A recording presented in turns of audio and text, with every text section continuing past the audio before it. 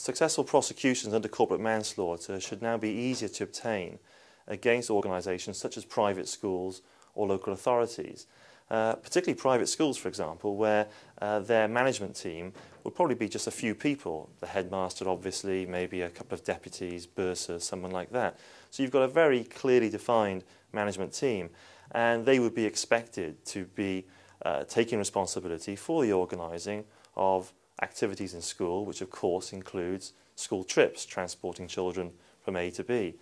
So if their management of that school trip, for example, was shown to be grossly negligent, then that management team could be held liable and responsible in criminal law for corporate manslaughter if some child was tragically killed.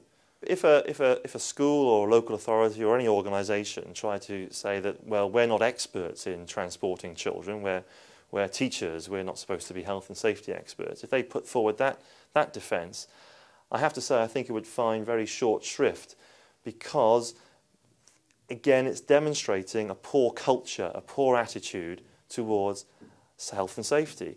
When organising a school trip, for example, one has to bear in mind it's not just the activity at the place you're going to, which is relevant and has to be carefully considered by management, but it's actually getting the children there and back. The transport itself has to be looked at separately and individually and risk assessed and considered very carefully.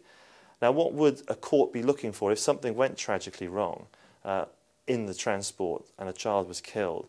What would the courts be looking at? And the courts and the juries are instructed now under the new regime to look at what the culture and attitude of the senior management team was in organising that.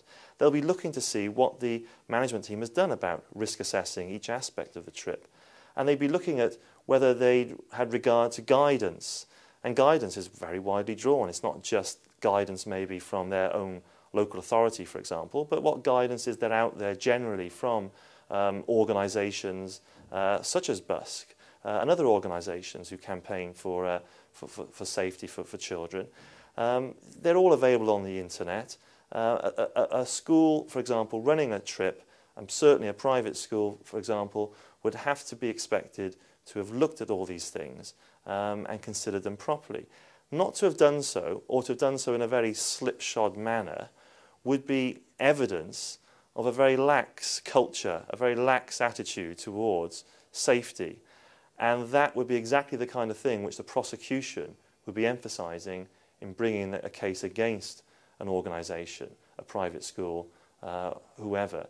If they can't demonstrate, the organisers of the trip, if they can't demonstrate that they've looked at everything very carefully, tried to find what the best guidance is about how to do these things, if they've properly risk assessed, properly planned everything out, if they can't demonstrate that, they really are leaving themselves open to a prosecution of corporate manslaughter if something tragically goes wrong.